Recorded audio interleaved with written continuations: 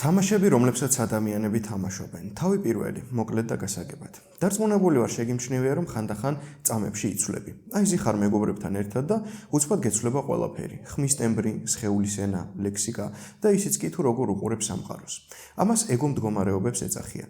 თითქოს ჩვენში რამოდენიმე სხვადასხვა ადამიანი ცხოვრობს თავისი განწყობებითა და ფიქრებით, რომლებიც ხშირად ერთმანეთს საერთოდ არ გვანან. ეგო მდგომარეობა განცდათა სისტემაა, რომელსაც ახლავს მასთან დაკავშირებული ქცევითი მოდელები, რომლებიც იყოფა რამოდენიმე კატეგორიად.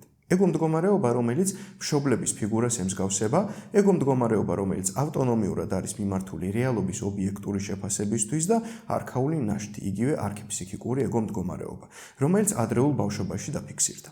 სალაპარაკო ენაში ამ ყველაფერს მშობელს, ზრდასრულსა და ბავშვს ეძახიან. აქ სიტყვა ბავშვი დამამცირებლად არ უნდა აღვიქვათ, რადგან ყველას აქვს ადრეული გამოცდილებები რელიქვიების სახით და რომელიც გარკვეულ სიტუაციებში აქტიურდება. ხალხთან კომუნიკაციისას ეს ყველაფერი შენი სხეულის ენაშიც იჩენს თავს, რომლის დახვეწა ხელოვნურ დონეზე ძალიან რთულია, რადგან იქ სადაც თავს ბავშვად იგრძნობ, ზრდასრული საქციელი ყალბი იქნება და ამას შენი ტვინიც არ გაპატიებს არათუ სხვა. ხშირად ამბობენ, ნუ იქცევი ბავშვურად. თითქოს ეს რაღაც მოსაშორებელი და ცუდი თვისება იყოს, მაგრამ სტრუქტურულ ანალიზში სიტყვა ბავშვურის მაგივრად იყენებენ ბავშვის მაგვარს, რადგან სიტყვა ბავშვურმა ცუდი ელფერი შეიძინა სოციუმში. მაგრამ ამ ეგო მდგომარეობას იგივე ფასეული დატვირთვა აქვს, როგორც დანარჩენ ორს და ისეთივე ხალისი, შარმი, სიხარული და შემოქმედებითობა შეიძლება შემოიტანოს როგორც ნამდვილმა ბავშვმა. ამავდროულად რისკი და გაბედულობაც, რაც გარკვეული მიღწევებისთვისაა საჭირო. ახლა მშობლის ეგო მდგომარეობას მივადგეთ. ის პირდაპირი და არ დაპირდაპირი ის პირდაპირი და არაპირდაპირი გზით გამოვლინდება. პირდაპირის დროს იქცევი ისე, როგორც შენი მშობელი იქცეოდა. არაპირდაპირისას ისე, როგორც მათ უნდოდათ, რომ მოქცეულიყავი.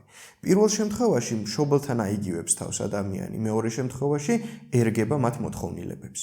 ასევე ორი გზით ავლენს თავს ბავშვი. პირველი ადაპტირებული, მეორე ბუნებრივი.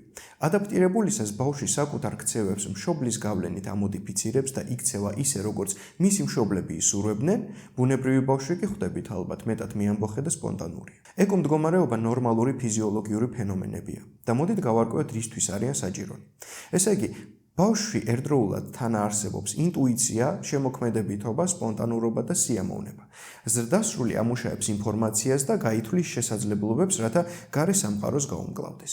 მშობელს კი ორი ფუნქცია აქვს: ეფექტურად იმოქმედოს როგორც საკუთარი შვილების მშობელმა და ადამიანური მოდგმის განვითარებას შეუწყოს ხელი. და მეორე, მშობლის წყალობით ადამიანის ბევრი რეაქცია ავტომატური ხდება, რაც ბევრ დროსა და ენერგიას ზოგავს.